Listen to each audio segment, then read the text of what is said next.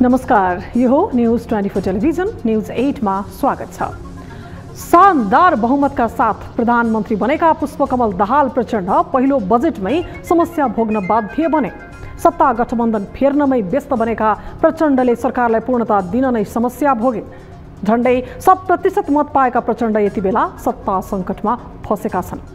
संसदीय अङ्कगणितका कारण पनि सरकारको बनावट स्थिर प्रकृतिको त पक्कै छैन, तर दलीय दाउपेच र बाहिरका हल्लाहरूका कारण प्रचण्डले सरकारबाटै बाहिरिनु त पर्दैन भन्ने आशंकाका बीच बजेट पारित भयो। बजेटमा सत्तारूढ दल जनता समाजवादी र नेकपा एकीकृत समाजवादीले बजेटको पक्षमा मतदान नै नगर्ने चेतावनी दिए।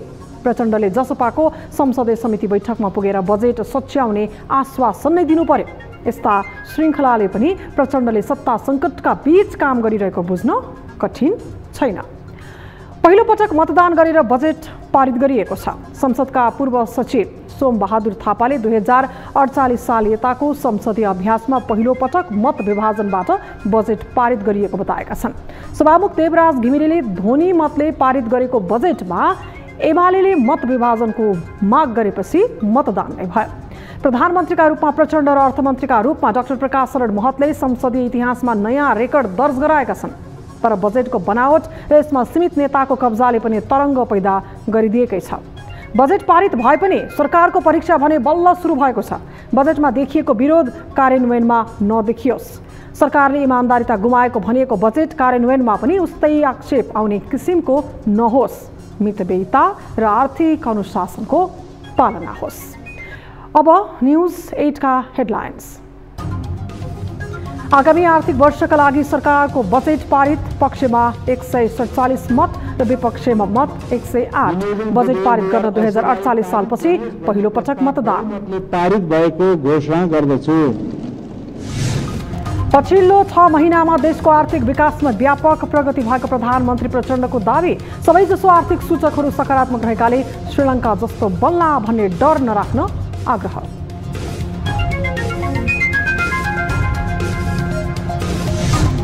ललिता निवास जग्गा प्रकरणमा समातिएका 4 जनालाई 7 दिन हिरासतमा राख्न अदालतको अनुमति। जग्गा व्यक्तिको नाममा नामसारी गर्दा कृत्य गरेको आरोप, दोषी उम्किन नसक्ने सिआइबीको दावी। यसमा दुविधा गर्नुपर्ने कुनै प्रश्न छैन। कोशीका मुख्यमन्त्री कार्कीले विश्वासको मत लिँदै विश्वासको मत लिने दिन नै बजेट पेश गर्ने कार्यसूची रहेकाले आगामी राजनीतिक कोर्स बारे चासो उच्च।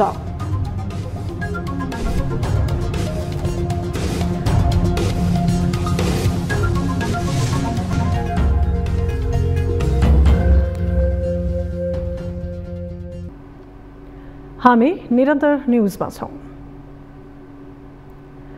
पुष्पकमल दाहाल प्रचण्ड नेतृत्वको सरकारले ल्याएको बजेटको पक्ष विपक्षमा को उभिए भन्ने विषय भन्दा पनि बजेटको विरोधमा उत्रिएका दल र सांसदहरू कसरी दलीय चक्रको प्रभावमा परे भन्ने विषय मुख्य बन्न पुगेको छ। संशोधन नभई बजेटको पक्षमा उभिन सकिन्न भन्ने दलहरू बजेटको पक्षमा उभिन पुगेका छन् भने विपक्षी दलहरूले एकपछि अर्को गर्दै संसद बैठक अवरोध गर्दै संसदमा उपस्थिति जनाउन खोजेका छन्। एक रिपोर्ट। सरकारले ल्याएको बजेट बहुमतका साथ पारित भएको छ। धर्मरमै रहेको बजेट अन्ततः बहुमतले पारित भएको हो। सत्तारूढ दलका सांसदहरूले नै बजेटको विपक्षमा उभिने चेतावनी दिइरहेका बेला फेरि प्रधानमन्त्री प्रचण्डको आश्वासनपछि दलहरू एकमत भएका हुन्। प्रचण्डले जसपा संसदीय दलको बैठकमै पुगेर बजेटमा देखिएको समस्या समाधान गर्ने आश्वासन नै दिएपछि जसपा बल्ल पक्षमा मतदान गर्ने निर्णयमा पुगेको थियो। जसपा र नेकपा एकीकृत समाजवादी बजेटको पक्षमा उभिए पनि जनमत पार्टीले भने बजेटको विपक्षमा मत दिएको छ। एमाले, राष्ट्रिय स्वतन्त्र पार्टी, राष्ट्रिय प्रजातन्त्र पार्टी, जनमत पार्टी र नेपाल मजदुर किसान पार्टीले बजेटको विपक्षमा मतदान गरेका हुन्। कांग्रेस, माओवादी केन्द्र, जनता समाजवादी पार्टी, नेकपा एकीकृत समाजवादी, लोकतान्त्रिक समाजवादी पार्टी, नागरिक उन्मुक्ति पार्टी लगायतले बजेटको पक्षमा मतदान गरेका छन्। बजेट असन्तुलित र शीर्ष नेता केन्द्रित भएको भन्दै विरोध भएपछि बजेटको संशय थप बलियो बनेको थियो। तर अन्ततः सत्ता नै परिवर्तन हुने डर र फेरि एमालेको हातमा सत्ता जाने शंकापछि भने बजेट संशोधनको विषय ओझेलमा परेको छ। तर प्रधानमन्त्रीले दिएको आश्वासनले काम गर्ला, यस्ता प्रश्नहरू अनुत्तरित नै बनेका छन्। समाजवादी मोर्चामा समेत रहेकाले जसपा र नेकपा यसले नैतिक रूपमा नै बजेटको पक्षमा उभिनुपर्ने बाध्यता छ। आफ्नो कारण प्रचण्डले सरकार छाड्नु परेकोमा त्यसले सकारात्मक सन्देश नजाने बुझेका जसपा र नेकपा यसले आफ्नो मागहरूलाई राजनीतिक बनाउन सके त भन्ने अर्को गम्भीर प्रश्न समेत उठ्ने खतरा पनि उत्तिकै छ। बजेट पारितमै पहिलो पटक मतदान भएपछि यसले संसदीय प्रणालीमा नयाँ नजिर थपेको समेत बताइन्छ। संसदका पूर्व सचिव सोम बहादुर थापाले 2048 साल यताको संसदीय अभ्यासमा पहिलो पटक मत विभाजनबाट बजेट पारित गरिएको बताएका छन्। थापाका अनुसार 2048 पछि पहिलो पटक मतदानबाट बजेट पारित भएको छ। संसदमा बजेटको पक्ष विपक्षका कारण पनि सीके राउत नेतृत्वको जनमत पार्टी अब सत्ताबाट एक्लिने खतरा पनि तीव्र बनेको छ। न्यूज 24 टेलिभिजनका लागि राजनैतिक ब्युरो। आगामी आर्थिक वर्ष 2080-81 को बजेट प्रतिनिधि सभाबाट बहुमतले पारित भएको छ। प्रमुख प्रतिपक्षी दल एमालेले मत विभाजनको माग गरेपछि मत विभाजन मार्फत बजेट पारित भएको हो। 2048 सालपछि बजेटमाथि प्रतिनिधि सभामा पहिलो पटक मतदान भएको हो। बजेटको पक्षमा 147 र विपक्षमा 108 मत परेको थियो। एक रिपोर्ट। बुधबार अर्थमन्त्री डाक्टर प्रकाशन महतले विनियोजन विधेयकमाथि उठेका प्रश्नको जवाफ दिए पश्चात सभामुख देवराज घिमिरेले बजेट ध्वनि मतको आधारमा बहुमतले पारित भएको घोषणा गरे। यो प्रस्तावको पक्षमा हुने मान्य सदस्यहरूले हुन्छ भन्नुहोस्। यसको विपक्षमा हुने मान्य सदस्यहरूले हुन्न भन्नुहोस्। हुन्छ भन्ने पक्षका मान्य सदस्यहरूको बहुमत भएकोले विनियोजन विधेयक 2080 बहुमतले पारित भएको घोषणा गर्दछु। तर एमाले सांसद महेश पर्तौलाले विपक्षमा रहेका सांसद धेरै रहेको दावी गर्दै मत विभाजनको माग गरे। उनले प्रतिनिधि सभा बजेट पारितको पक्षमा रहेको भन्दा हुन्न भन्ने पक्ष अर्थात् बजेट पारितको विपक्षमा रहेका सांसदको संख्या बढी छ भन्ने आफूहरूलाई लागेको भन्दै मत विभाजनको माग गरेका हुन्। हुन्न भन्ने प्रस्तावको हुन्न भन्ने पक्षमा अत्याधिक मत रहेको हामीलाई त्यो आभास भएको थियो। तर सम्माननीय सभामुख महोदयको घोषणाबाट प्रस्तावको हुन्छ भन्ने तर्फ बहुमत रहेकोमा भनेर निर्णय घोषणा गरियो सम्माननीय सभामुख महोदय। त्यसकारण यो घोषणाप्रति असहमति जाहेर गर्दै हाम्रो प्रतिनिधि सभाको नियमावलीको नियम 29 बमोजिम मत विभाजनको माग गर्दछु। प्रमुख प्रतिपक्षी दल एमालेले मत विभाजनको माग गरेपछि बजेट पारितको लागि मतदानको प्रक्रिया अघि बढाइएको थियो। मतदानबाट आगामी वर्षको बजेट पारित पक्षमा 147 र विपक्षमा 108 जनाको मत प्राप्त भयो र 2080 को विनियोजन विधेयक बहुमतले पारित भयो। विनियोजन विधेयक 2080 लाई पारित गरियोस् भन्ने प्रस्तावको पक्षमा 147 मत परेको र उक्त संख्या प्रतिनिधि सभाको बहुमत भएकोले विनियोजन विधेयक 2080 लाई पारित गरियोस् भन्ने प्रस्ताव बहुमतले पारित भएको घोषणा गर्दछु। बजेट पारित गर्नका लागि सरकारको नेतृत्व गरिरहेको माओवादी केन्द्र, सत्तारूढ दल कांग्रेस, जनता समाजवादी पार्टी, एकीकृत समाजवादी पार्टीले सांसदहरूलाई व्हिप लगाएका थिए। एमाले, राष्ट्रिय स्वतन्त्र पार्टी लगायतले बजेट पारितको विपक्षमा मत दिएका थिए। संसदमा सांसदहरूले राखेका खर्च कटौतीका 26 वटा प्रस्ताव बहुमतले अस्वीकृत भएका छन्। प्रतिनिधि सभाबाट बजेट पारित भएसँगै राष्ट्रिय सभामा बजेटमाथि छलफल हुने कार्यसूची रहेको छ। न्यूज 24 टेलिभिजनका लागि टिभी जर्नलिस्ट सुस्मिता बानिया, काठमाडौँ। बहुचर्चित ललिता निवास जग्गा प्रकरणमा झण्डै 1.5 वर्ष लामो अनुसन्धानपछि केन्द्रीय अनुसन्धान ब्युरोले भिआइपीहरूमाथि एक्सन सुरु गरेपछि राजनीतिक वृत्तमा खैला बैला मचिएको छ। राजनीतिक दबावका कारण पटक पटकको प्रयास असफल भएपछि नयाँ सिराबाट अनुसन्धान सुरु गरेको सीआईबीले चालेको कदमको चौतर्फी प्रशंसा पनि भइरहेको छ। यसैबीच मुलुकी अपराध संहिता 2074 अनुसार लिखित कृत्य सम्बन्धी कसुरमा हद म्याद गुज्रिएकाले मुद्दा अगाडि बढ्न नसक्ने चर्चा भएपछि कतै आरोपीहरूले पुनः छुटकारा पाउने हुन् कि भन्ने आशंका जन्मिरहेका बेला सीआईबीले यसलाई नयाँ ढंगले अघि बढाउने योजना बनाएको छ। एक रिपोर्ट।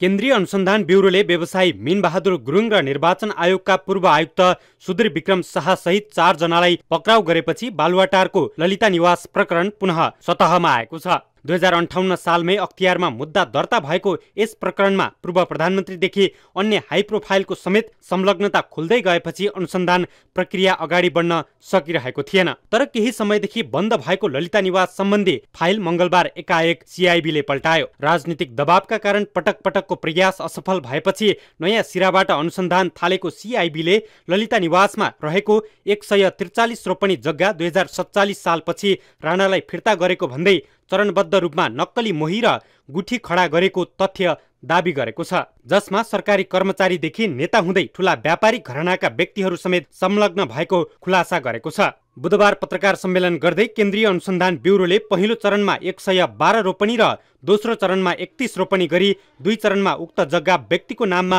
नामसारी गरेको अनुसन्धानबाट खुलेको जनाएको छ। जसमध्ये मंगलबार पक्राउ परेका भाटभटेनी सुपरमार्केटका सञ्चालक गुरुङले आफू, आफ्नो परिवार र आफू अध्यक्ष रहेको भाटभटेनी डेभलपमेन्ट कम्पनी प्राली समेतको नाममा 29 रोपनी 15 आना 3 पैसा 1 दाम जग्गा कायम गरेको जनाएको छ। त्यस्तै पूर्व निर्वाचन आयुक्त शाहले भक्तपुर मालपोत कार्यालयमा अधिकृत रहँदा आफ्नी श्रीमती उर्मिला शाहको नाममा 5 रोपनी 2 पैसा 2 दाम जग्गा प्राप्त गरेको विवरण सिआइबीले सार्वजनिक गरेको छ। पहिलो लेभलमा जुन 112 रोपनी जग्गा हिनामिनाको पार्ट थियो, त्यो 112 रोपनी हिनामिनाको पार्टमा उहाँहरूको रोल छ। त्यहाँ कसैले नगद प्राप्त भएको छ, कसैले आफ्नो आफन्तको नाममा सम्पत्तिहरू प्राप्त गरेको अवस्था छ। र अर्को एकजनाको हकमा 2टा मुद्दामा त्यो पुरानो जग्गामा पनि केही उहाँहरूले आफ्नो बेनिफिट लिनुभएको छ र पछिल्लो अवस्थामा त्यो अर्को जहाँनिर गएर विस्तारको नाममा आएको मोहीको नाममा गएको जग्गा छ, ती सबै जग्गाहरू लगभग उसको नाममा छ। वर्षौंदेखि चर्चामा रहेको ललिता निवास प्रकरणमा ढिलै गरी भए पनि सिआइबीले एक्सन लिएपछि राजनीतिक वृत्तमा भने मुद्दाको हदम्यादलाई लिएर विवाद सुरु भएको छ। मुलुकी अपराध संहिता 2074 को कृत्य सम्बन्धी कसुरमा लिखित कृत्य गरेको थाहा पाएको मितिले 2 वर्षभित्र अभियोजन गरिसक्नुपर्ने व्यवस्था रहेको छ। सोही व्यवस्था अनुसार मुद्दा अगाडि बढे हदम्यादको कारण देखाउँदै आरोपीले सहजै छुटकारा पाउनेछन्। तर सिआइबीले भने उक्त विषय मुलुकी अपराध संहिता लागू हुनु अगावैको भएकोले पुरानै कानून अनुसार मुद्दा चलाउँदा हदम्याद नलाग्ने दावी गरेको छ। केन्द्रीय अनुसन्धान ब्युरो प्रमुख प्रहरी अतिरिक्त महानिरीक्षक एआइजी किरण बज्राचार्यले मुलुकी ऐन 2020 अनुसार सरकारी लिखित कृत्यमा हदम्यादको व्यवस्था नभएकोले यस प्रकरणमा हदम्याद लागू नहुने बताइन्। मुद्दा दर्ता नगर्ने प्रश्न नै आउँदा मुद्दा दर्ता हुन्छ, अगाडि बढ्छ र यसमा हदम्यादको सन्दर्भमा अघि भर्खरै पनि यसको कुन हामीले कुन ऐनलाई टेकेर जाँदैछौँ भन्ने कुरा स्पष्ट भइसकेको हुँदाखेरि यसमा दुविधा गर्नुपर्ने कुनै प्रश्न छैन र चलखेलको हकमा सानोभन्दा सानो मुद्दामा चलखेल गर्ने पक्षहरू रहन्छ नै, ती पक्षहरूसँग उनीहरूलाई जवाफ दिने हामीसँग यथेष्ट प्रमाणहरू छन्, यथेष्ट आधारहरू छ। त्यसले गर्दा यो मुद्दा एकदमै सही ढङ्गले अगाडि बढ्छ। यस प्रकरणमा सिआइबीले करिब 1.5 वर्ष लगाएर अनुसन्धान एउटा बिन्दुमा पुर्याएका बेला आम सर्वसाधारणमा भने फेरि राजनीतिक दबावकै कारण यसलाई रापसाप पार्ने प्रयास गरिने त होइन भन्ने शंका उब्जिएको छ। न्युज 24 टेलिभिजनका लागि क्यामेरामा मदन सापकोटाका साथमा टिभी जर्नलिस्ट शीतल रिजाल, काठमाडौँ। प्रतिनिधि सभामा सत्ता र प्रतिपक्ष बीचको जुहारी रोचक र पेचिलो बन्ने गरेको छ। सत्ता पक्षले ल्याउने हरेक निर्णयमा विपक्षले विरोध दर्ज गर्नु संसदीय मान्यताको सुन्दर पक्ष नै हो। तर प्रतिपक्ष दलले सामान्य अवरोध गर्दा पनि सभामुखले बैठक नै स्थगित गर्ने गरिन्छ। संसदमा उठेका प्रश्न र लगाइएका आरोपमाथि अदालतमा मुद्दा लाग्दैन। यसकारण पनि सदनमा विभिन्न विषयमा प्रश्न उठाइन्छ। तर संसदमा सभामुखको भूमिका दलीय प्रभावमा पो परेको हो कि भन्ने आशंका उत्पन्न हुने गरी कार्य सम्पादन हुँदा भने यसबारे विभिन्न कोणबाट बहस सुरु भएको छ। एक रिपोर्ट।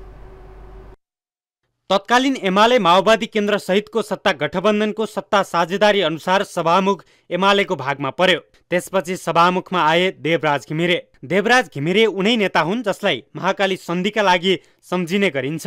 यद्यपि उनले महाकालीमा आफूलाई जोडेर हेर्ने प्रवृत्तिमाथि नै असन्तुष्टि जनाउने गरेका छन्। सभामुख निर्वाचित भएपछि घिमिरेमाथि दलीय प्रभावको धङधङी रहेको आरोप सत्ता पक्षले लगाउने गरेको छ। एमाले अध्यक्ष केपी ओलीलाई संसदमा लामो समय बोल्न दिएपछि संसदमै घिमिरेप्रति कटाक्ष भएको थियो।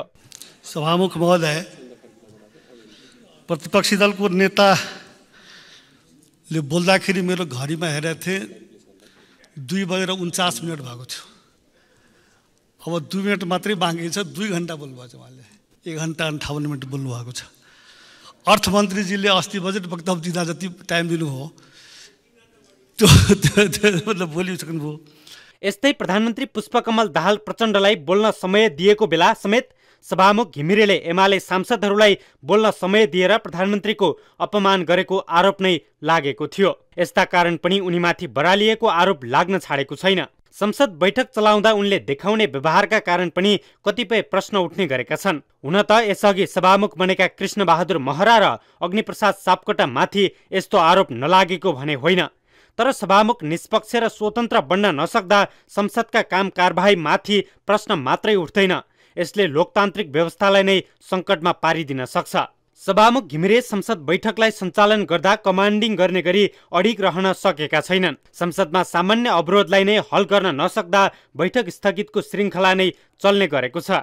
संसदमा सभामुख नै सर्वेसर्वा हुने भएकोले पनि संसदलाई कडाइका साथ चलाउनु पर्थ्यो, जुन हुन सकेको देखिन्न। सत्ता र प्रतिपक्षको सामान्य विवादमै संसद बैठक स्थगित गर्नु र दलीय समीकरणलाई ख्याल गर्न नसक्नु उनको कमजोरी भएको आरोप लाग्ने गरेको छ। हामी संविधानको मातात्व रहेर, प्रतिनिधि सभा निवालीको मातात्व रहेर आफ्ना अभिव्यक्ति राख्नुपर्नेमा सम्मानीय सभामुख आफैले पनि प्रतिनिधि सभा निवालीको उल्लङ्घन गर्नुभएको छ।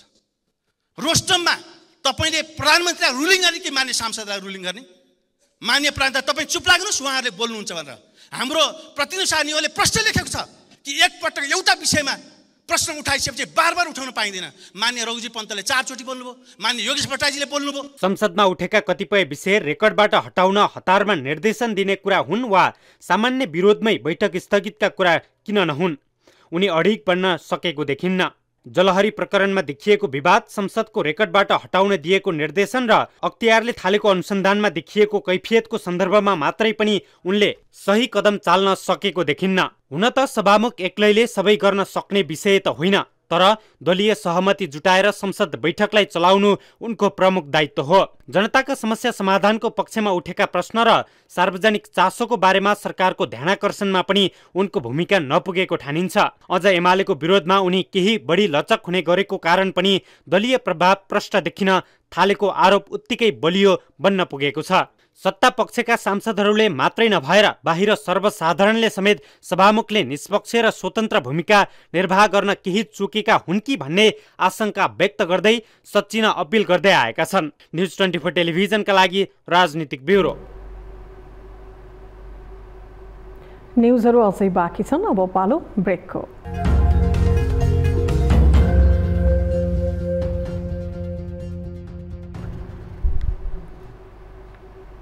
हामी निरन्तर न्युजमा छौँ, अब बाँकी न्युज।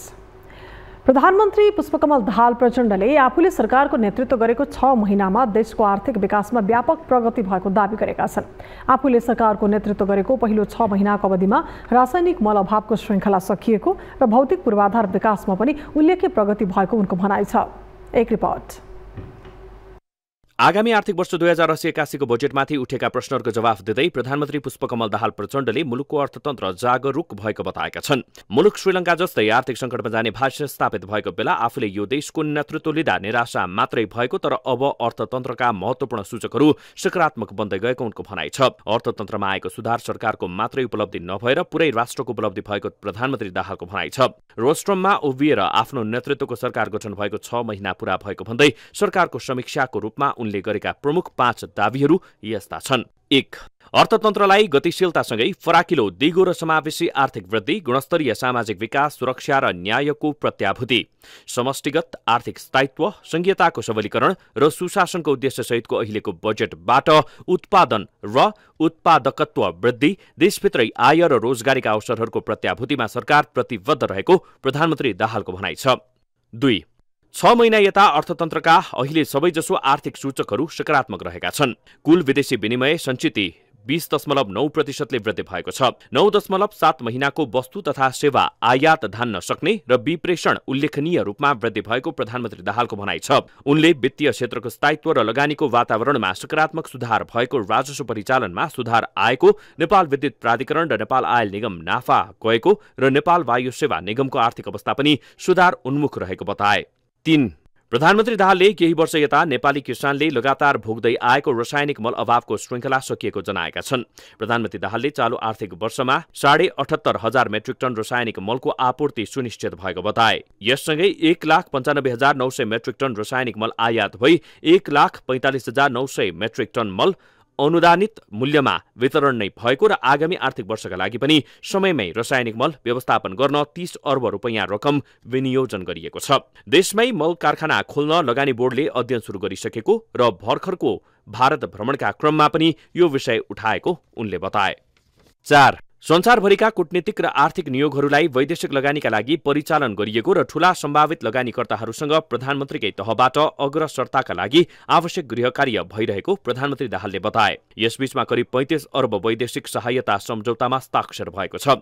उद्योग क्षेत्रमा 274 परियोजना मार्फत करिब 35 अर्ब नै वैदेशिक लगानी र करिब 15,000 रोजगारी सुनिश्चित भएको छ। लगानी बोर्डबाट 954.30 मेगावाट विद्युत उत्पादन हुने गरी विभिन्न 6 वटा जलविद्युत परियोजना का लागि 1 खर्ब 67 अर्ब लगानी स्वीकृत भएको छ। आर्थिक सुधारकै परिणामस्वरूप कम्तीमा 20,000 थप रोजगारी सृजना गर्ने गरी 2 खर्ब 5 अर्ब लगानीका 284 नयाँ स्वदेशी उद्योग दर्ता भएका छन्। यसलाई पनि प्रधानमन्त्रीले सरकारको उपलब्धिका रूपमा पेश गरेका छन्। 5. प्रधानमन्त्री दाहालले भौतिक पूर्वाधार विकासमा पनि उल्लेख्य प्रगति भएको बताए। यसबीचमा 408 मेगावाट विद्युत उत्पादन क्षमता थपिएको छ र थप 3% जनसङ्ख्यामा विद्युतको पहुँच पुगेको प्रधानमन्त्रीले उल्लेख गरेका छन्। त्यस्तै विद्युतमा 100% जनताको पहुँच हुने सबै आधार तयार भएको पनि प्रधानमन्त्रीले दावी गरेका छन्। न्यूज 24 टेलिभिजनका लागि सुस्मिता बानियाको रिपोर्ट। कोशीमा यति बेला सरकार अल्पमतमा छ। यसकारण सरकारको नेतृत्व गरिरहेका मुख्यमन्त्री हिक्मत कुमार कार्कीलाई असार 15 गतेभित्र विश्वासको मत लिनै पर्ने संवैधानिक बाध्यता छ। विश्वासको मत लिने दिन नै बजेट पेश गर्ने कार्यसूची पनि रहेकाले कोशीको राजनीतिक कोर्स कुन दिशातर्फ जाला भन्ने आमचासो समेत उत्तिकै बढेको छ। एक रिपोर्ट। कोशी प्रदेशका मुख्यमन्त्री हिक्मत कुमार कार्कीले वैधानिक प्रावधान अनुसार 30 दिनभित्र अर्थात् असार 14 गते बिहिबार प्रदेशसभामा विश्वासको मत लिँदैछन्। प्रदेशसभाको बैठकमा प्रदेश सरकारले ल्याएको अध्यादेश टेबल भएसँगै विश्वासको मतमाथि छलफल र मतदान हुने कार्यसूची रहेको प्रदेशसभा सचिवालयले जनाएको छ। मुख्यमन्त्री कार्कीको गठबन्धन सरकारबाट जनता समाजवादी पार्टी र नेकपा माओवादी केन्द्र बाहिरिएपछि कार्की नेतृत्वको सरकार अल्पमतमा परेको थियो। 93 सदस्यीय कोशी प्रदेशसभामा बहुमतका लागि 47 जना सांसदहरू आवश्यक पर्दछ। वर्तमान गठबन्धन सरकारसँग नेकपा एमालेको 40 र राप्रपाको 6 सांसद गरी 46 सांसदहरू रहेका छन्। मुख्यमन्त्री हिक्मत कुमार कार्कीले आफूले सबै दलसँग कुरा गरेको र विश्वासको मत दिने आश्वासन दिएकाले बहुमत पुग्ने विश्वास व्यक्त गरेका छन्। उनले 1 जना सांसद भए पुग्ने भएकाले सबै दलसँग कुरा गरेको र आफूलाई सबैले सहयोग गर्ने विश्वास रहेको बताए। हामी प्रतिको नकारात्मक भावना टिप्पणी र उहाँहरूको हामी प्रतिको बुझाइलाई हामीले चेन्ज गर्नु परेको छ। एउटा रेभोल्युसन हो, क्रान्ति हो जस्तो लाग्छ। यो चेन्ज गर्ने चाहिँ क्रान्ति हो। विकेन्द्रीकरणको पनि पछिल्लो नमुनाको रूपमा अथवा सङ्घीयताको नयाँ एउटा संरचना भएको कारणले पनि मान्छेको नेगेटिभ एटिच्युड हुनसक्छ। अब यस संरचनालाई फेरि पोजिटिभ रिजल्ट दिने गरी जनताका बिचमा जति गर्नु पर्थ्यो यो संरचनाले आफै पनि नगरेको कारणले पनि यो बढी आलोचित छ।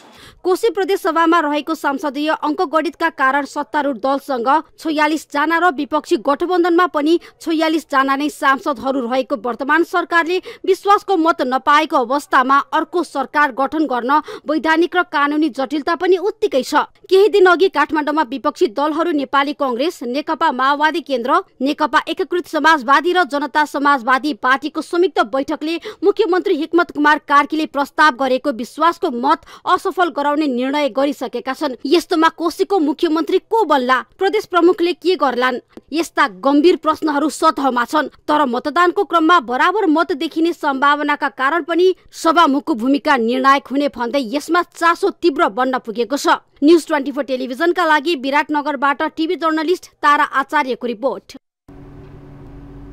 अब वेदर अपडेट।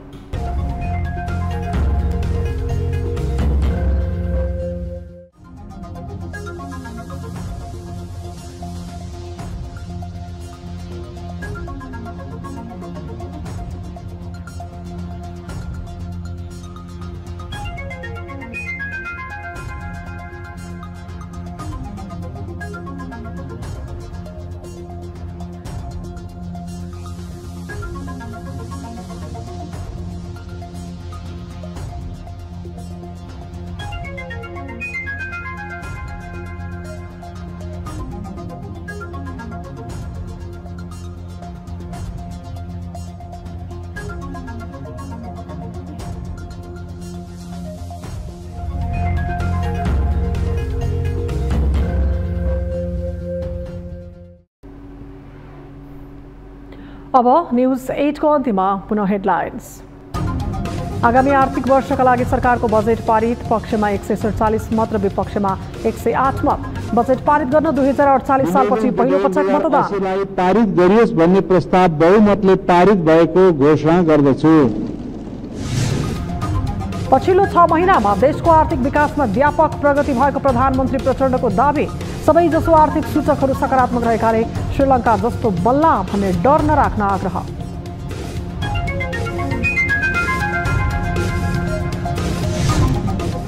ललिता निवास जग्गा प्रकरणमा समातेका 4 जनालाई 7 दिन हिरासतमा राख्न अदालतको अनुमति। जग्गा व्यक्तिको नाममा नामसारी गर्दा कृत्य गरेको आरोप।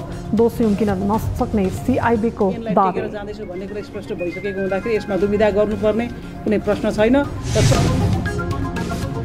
कोशीका मुख्यमन्त्री कार्कीले विश्वासको मत लिँदै विश्वासको मत लिने दिन नै बजेट पेश गर्ने कार्यसूची रहेकाले आगामी राजनीतिक कोर्सबारे चासो उच्च।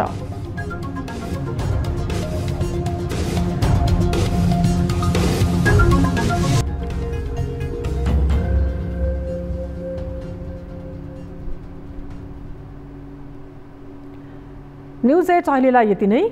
जाँदा जाँदै ताली र गालीका लागि हामीले सोधेको प्रश्न, महिना दिनसम्म प्रस्तावित बजेटमाथि छलफल गर्ने तर कुनै संशोधन बिना नै बजेट पास गर्ने स्थिति सही हो भनेले तालीमा र होइन भनेले गालीमा हाम्रो पात्रको एप्लिकेसनमा गएर भोट गर्न सक्नुहुनेछ।